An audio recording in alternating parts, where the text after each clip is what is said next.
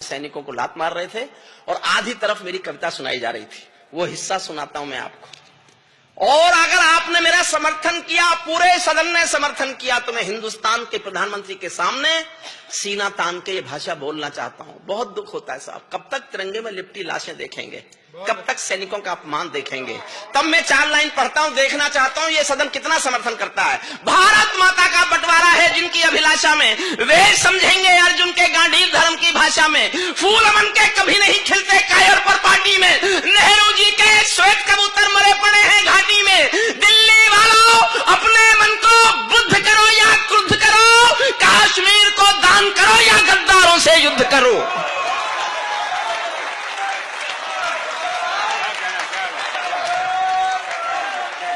बैठिए बैठिए। कश्मीर को दान करो या गद्दारों से युद्ध करो।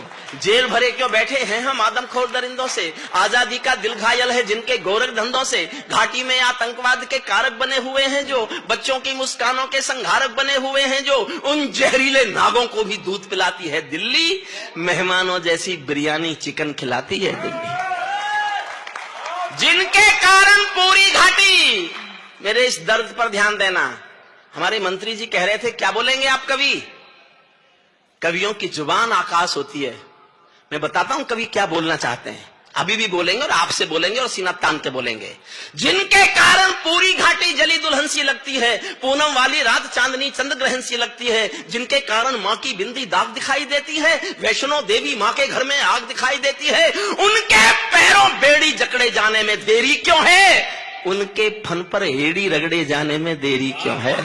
उनके फन पर हेड़ी रगड़े जाने में, उनके फन पर हेड़ी रगड़े जाने में देरी क्यों है। कश्मीर में एक विदेशी देश दिखाई देता है, कश्मीर में एक विदेशी। मैंने लिखते लिखते रोया साहब, मेरी आंखें भर आई, मुझे नहीं पता आप कैसे सुनेंगे। कश्मीर में एक विदेशी देश दिखाई देता है, संविधान को ठुकराता परवेश दिखाई देता है। वे घाटी में भारत के झंडों को रोज जलाते हैं, सेना पर हमला करते हैं, खूनी फाग मनाते हैं। हम दिल्ली की खामोशी पर शर्मिंदा रह जाते हैं, भारत मुर्दाबाद बोलकर वे जिंदा रह जाते हैं। समर्थन कीजिए साहब अगर आपको मेरी फीलिंग्स आप स्वीकार कर रहे हैं। भारत मुर्दाबाद बोलकर मेरा छोटा भाई अशोक चारण चला गया। आप जानते हैं क्यों हुई होगी सर्जिकल स्ट्राइक?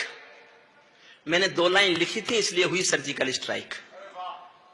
और मैं कितने गुस्से में था आप कल्पना भी नहीं कर सकते कि हरिओम पवार ये भाषा बोल सकता है। मुझसे पूछा जाता रहा बार बार, तुमने ऐसा बोला क्या? मैंने कहा ऐसा बोला और बोलूंगा। समर्थन चाहता हूं और आपको लगे कि कवि का हक था इतना गुस्सा दिखाने का। मैं हाथ में इतनी जिम्मेदारी से हिंदुस्तान में संसद के खिलाफ बोलना चाहता था।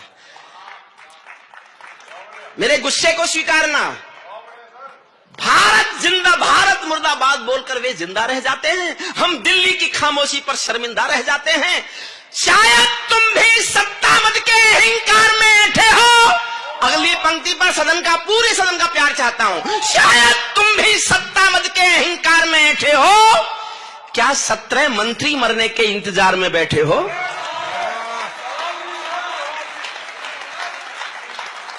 क्या 17 मंत्री मरने के इंतजार में बैठे हो? सेना पर पत्थरबाजों को कोई इतना समझा दो। इस साल की मेरी सबसे अच्छी पंक्ति पढ़ता हूं, प्रवीण शुक्ल को समर्पित करता हूं। समझ जाओ तो फिर तालियां मांगता हूं, क्योंकि हिंदुस्तान का एक रोग ही हो गया है कवि सम्मेलन का कि तालियां ही कविता का मापदंड हो गई हैं, जबकि तालियों से कविता का कोई लेना देना नहीं होता। मैं चाहता हूं उठे तालियां, आपकी पंक्ति समझ में आ जाए तो। सेना पर पत्थरबाजों को कोई इतना समझा दो, ये गांधी के गाल नहीं है उनको इतना बतला दो। ये गांधी के गाल नहीं है उनको इतना बतला दो।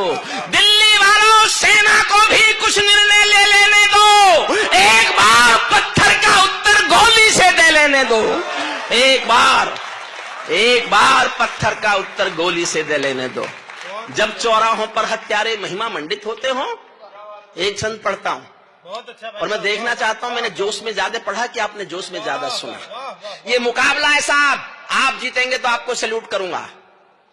ये मैं प्रयोग कर रहा हूं, मैं देखना चाहता हूं कि मेरे पढ़ने में जोश ज्यादा है कि जनता के सुनने में जोश ज्यादा है। अच्छा है। और इस छंद पर मैं आपके जोश में तय करना चाहता हूं कि जोश आप में आपने ज्यादा जोश में सुना या ज्यादा जोश में मैंने सुनाया। अंजुम जी, मैं आपसे अनुरोध करूंगा आप भी ध्यान से तालियां बजाना, समझने में बजने से कुछ मतलब है नहीं, क्योंकि मैंने आपकी उन गजलों पर, गीतों पर बहुत तालियां बजाई जो मेरी समझ में ही नहीं आई। आती नहीं मुझे तो, समझ में आ ही नहीं सकता। अगर मेरी समझ में आ गया होता तो माइकल बन गया होता ना। मन मांगता हूं पूरे सदन का साहब, आप तैयार हैं ना आप सुनने के लिए? इतनी देर तो मुझे आपको तैयार करने में लगी। फिर मैं एक मोदी पे कविता सुनाऊंगा आपको, जैसी प्रवीण ने सुनाई। प्रवीण ने हास्य में सुनाई, मैं हास्य जानता नहीं हूं। बस मैं तो इतना हास्य जानता हूं, जब हरियाणा की बेटियां मेडल लेके आई तो केजरीवाल साहब ने बयान दिया कि मैं भी बेटी होना चाहता था, लेकिन मोदी ने होने नहीं दिया। अच्छा, ये मेरे नहीं है, सुने हुए जमले, ये इन कवियों के सुनता रहता हूं मैं। पता नहीं किससे सुना मैंने, मनवीर से सुना, किससे सुना कि केजरीवाल साहब 5 कमरों के मकान में रहते हैं। 1 कमरे में उनका परिवार रहता है और 4 कमरों में मोदी के खिलाफ सबूत रहते हैं। ये उनके रहने। छंद पर जोश मांगता हूं साहब, सुनना। श्रद्धेय कुंवर बेचैन साहब के चरणों में रखता हूं। जब चौराहों पर हत्यारे महिमा मंडित होते हों, आतंकवादी मारा जाएगा तो जलसे होंगे उसके लिए, पाकिस्तान ब्लैक डे घोषित करेगा उसके लिए। जब चौराहों पर हत्यारे महिमा मंडित होते हों, भारत मां की मर्यादा के मंजर खंडित होते हों, जब कश भारत के नारे हों गुलमर्गा की गलियों में, शिमला समझौता जलता हो बंदूकों की नलियों में, तो केवल आवश्यकता है हिम्मत की, खुददारी की। दिल्ली केवल 2 दिन की मोहलत दे दे तैयारी की। सेना को आदेश थमा दो, घाटी गैर नहीं होगी। जहां तिरंगा नहीं मिलेगा उनकी खैर नहीं होगी। जहां तिरंगा नहीं मिलेगा। भाई साहब क्या बात है, क्या बात है, क्या बात है। जहां तिरंगा नहीं मिलेगा उनकी खैर नहीं होगी। बर्मा बांग्लादेश तलक सीमा पर ऐठे रहते थे, बर्मा बांग्लादेश तलक सीमा पर ऐठे रहते थे, और हमारे नेता चूड़ी पहने बैठे रहते थे। दिल्ली डरी डरी रहती थी पाक चीन की बॉर्डर पर, सेना बांधे हाथ खड़ी रहती थी किसके ऑर्डर पर। दुनिया को एहसास कराओ हम निर्णय ले सकते हैं, हम भी ईंटों का उत्तर अब पत्थर से दे सकते हैं। अब तो वक्त बदलना सीखो डरते डरते जीने का। दुनिया को एहसास कराओ 56 इंची सीने का। दुनिया को एहसास कराओ, दुनिया को एहसास कराओ 56 इंची सीने का। सैनिक अपने प्राण गंवाकर देश बड़ा कर जाता है। मेरी कविता की सबसे अच्छी पंक्तियां सुनना।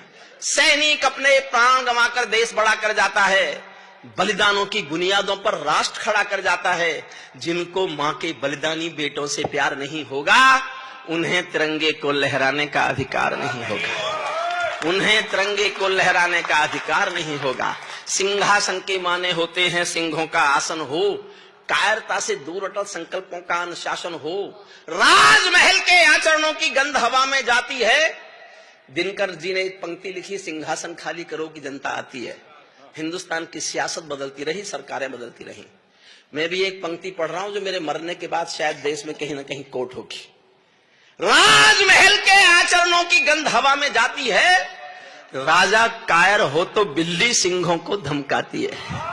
राजा कायर हो, वरना हमारे सैनिकों पर कोई थप्पड़ उठा दे।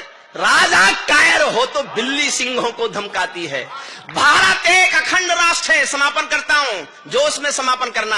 भारत एक अखंड राष्ट्र है, 1.25 अरब की ताकत है। कोई हम पर आंख उठा ले किसकी भला हिमाकत है। धरती अंबर और समंदर को ये भाषा समझा दो, दुनिया के हर पंच सिकंदर को ये भाषा समझा दो।